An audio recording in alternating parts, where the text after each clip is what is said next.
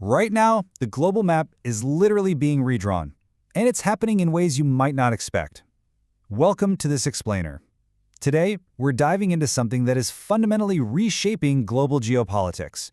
We're going to see exactly how agile middle powers are stepping right out of the shadows of the traditional superpowers and aggressively taking the reins. So let's challenge a narrative you hear all the time. Whenever we talk about global power, the conversation almost always defaults to the US versus China, right? It's the standard paradigm. But what if the real control, the actual shifting of the geopolitical tectonic plates, is happening just below that superpower level? That's what we're exploring today, how middle powers are actually the ones taking charge of this new multipolar world. To make sense of all this, we're going to use a really fascinating analytical lens inspired by Professor Jang Shukin's framework. It's called Game Theoretic Geopolitics. Instead of looking at world events as just random, unpredictable chaos, we look at international relations as a highly calculated multiplayer game.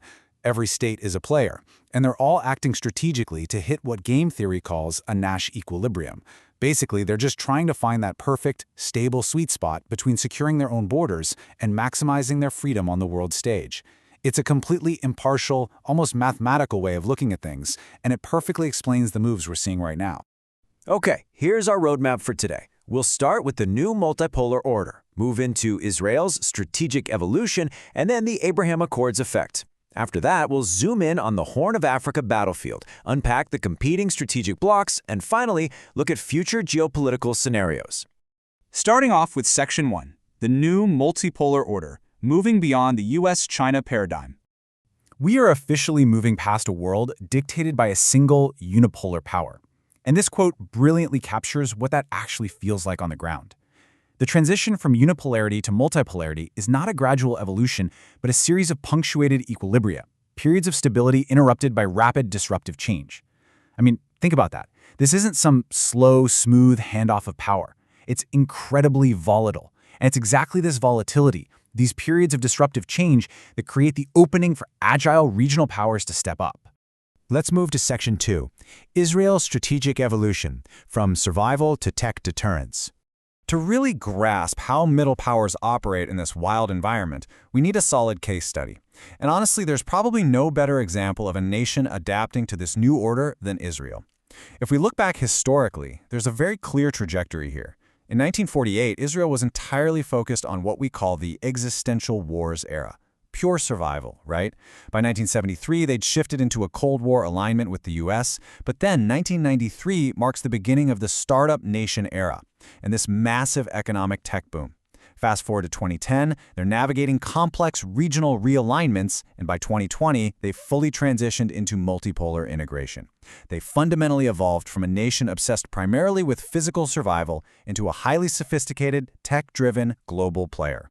So the real question is, how do they actually project this newfound power? Well, the source material breaks it down into an integrated power assessment model across 5 interlocking dimensions. It's not just about having a strong military anymore, it's political normalization, economic integration, technological dominance in areas like AI and cyber, military superiority, and strategic geopolitical positioning.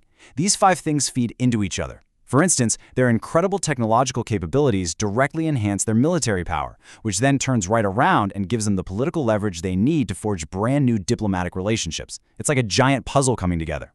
And you might be wondering, what's the engine driving all of this? It's 5.4%. That is the massive chunk of its GDP that Israel invests directly into research and development. To put that into perspective, that is the highest rate anywhere in the world. Israel just towers at the top here. This unbelievable R&D intensity in high-value, knowledge-intensive sectors gives a geographically tiny nation what analysts call asymmetric leverage. Because they specialize so heavily in crucial sectors, think cybersecurity, agricultural tech, advanced defense systems, other, much larger nations become deeply dependent on them. Its power derived not from physical size, but from being utterly indispensable. Which brings us to Section 3, the Abraham Accords effect, redrawing the map. Now that we understand that technological and economic leverage, let's look at the diplomatic breakthrough that actually weaponized it. The Abraham Accords completely flipped Middle Eastern geopolitics on its head. This wasn't just a standard peace treaty, it was a highly pragmatic realignment.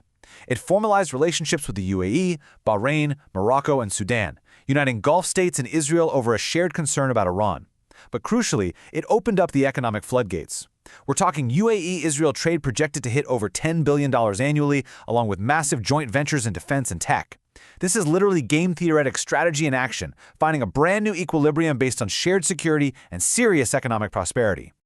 Let's move into Section 4, the Horn of Africa battlefield, the proxy arena. So, we've seen the macro theory, we've seen the Middle East diplomacy. Now, let's zoom in even further and see how this multiplayer game is being played on a direct, real-world proxy battlefield. The Horn of Africa has become an absolute magnet for geopolitical rivalry. Why? It all comes down to geography. It perfectly links the Red Sea to the Indian Ocean. The coastline of Somalia and the Gulf of Aden are critical maritime choke points. If you want any say in controlling global shipping lanes or securing economic corridors, you absolutely have to be a player in this specific geographic arena. And that brings us to a highly specific, totally game-changing inflection point from the research. On December 30th, 2025, Israel formally recognized Somaliland as an independent state. They became the very first UN member state to do this. No way was this a random act. It was a highly calculated strategic move, deeply aligning with the UAE's port strategy to secure Red Sea access, and it fundamentally shifted the diplomatic terrain of the entire region overnight. Next up, Section 5, Competing Strategic Blocks, the Ideological Divide. That single move in Somaliland perfectly highlights the head-to-head clash of strategic frameworks currently operating in the Horn of Africa. Just look at the contrasting logics at play. On one hand, you have the Turkey-Qatar-Saudi bloc, utilizing a very state-centric approach. They strongly support the territorial integrity of the Somali federal government in Mogadishu, emphasizing state building, an anti-fragmentation approach, and providing massive military training like Camp Turksum. On the other hand, the UAE-US-Israel alliance relies heavily on security-first pragmatism. They are totally willing to work with sub-state entities, like Somaliland, if it provides rapid security and stabilization. This includes huge economic plays, like the UAE's investments in the Berbera port. So it's state-centric integrity versus pragmatic fragmentation. And making this multiplayer game even more complex is Saudi Arabia, acting as the ultimate swing factor. Following their 2021 reconciliation with Qatar, Saudi policy has actually evolved quite a bit. While historically aligned with the UAE, they've recently signaled support for Mogadishu's territorial integrity, balancing their relationship with the UAE against their cooperation with Turkey and Qatar. It's a textbook example of a middle power continuously shifting its strategy to maintain its optimal position on the board. Finally, Section 6, Future Geopolitical Scenarios. What happens next? So, if this is the board, and these are our players, what actually happens next? Let's zoom back out and examine the macro implications. The source analysis outlines 4 potential trajectories for the Horn of Africa, completely driven by these maritime corridor economics. Scenario 1 is the Somaliland recognition cascade, where other states follow Israel's lead, cementing the separation. Scenario 2 is the exact opposite, Somali reunification, where Mogadishu reasserts control with Turkish and Qatari backing. Scenario 3 is a frozen conflict. The status quo just drags on with intermittent proxy skirmishes. And Scenario 4 is a grand bargain, where regional powers finally sit down and negotiate a comprehensive settlement, sharing security and port access. And how do these regional moves tie back to our primary case study? The analysts map this directly to Israel's overall strategic goal, which they label the regional hegemony scenario, giving it about a 35 to 40% probability. If Israel's corridor-driven diplomacy and tech leverage succeed, it paves the way for the ultimate prize, a Saudi normalization breakthrough. This could trigger Israel-Gulf trade hitting a staggering $30 billion annually, and the emergence of a regional security architecture, with Israel as the de facto tech-driven leader. Which brings us to the biggest takeaway of this entire explainer. The era where global stability is dictated purely by unipolar superpowers from the top down, that era is over.